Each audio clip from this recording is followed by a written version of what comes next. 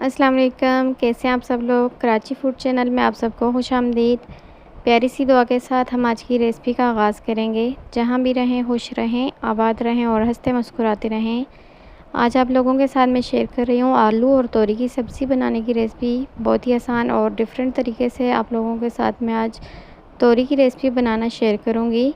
अगर आप हमारे चैनल पर नए हैं तो चैनल को लाइक शेयर और सब्सक्राइब लाजमी कीजिएगा।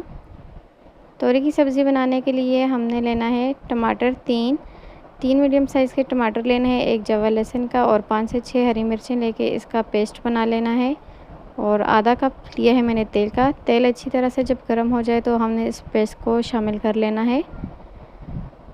और तोरी लिए मैंने 1 किलो।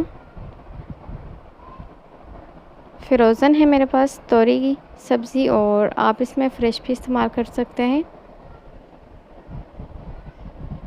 आलू लिए मैंने 2 मीडियम साइज़ के और इन्हें मैंने दरमियाने साइज़ में काट लिया है।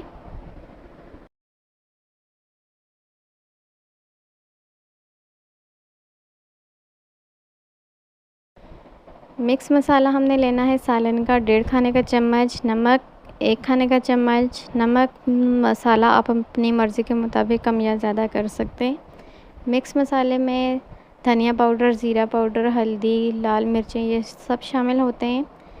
अब हमने सब्ज़ी को अच्छी तरह से मिक्स कर लेना है और आधा कप पानी का डाल के कवर करके हमने पकाना है 5 मिनट के लिए हाई टू मीडियम फ्लेम पे।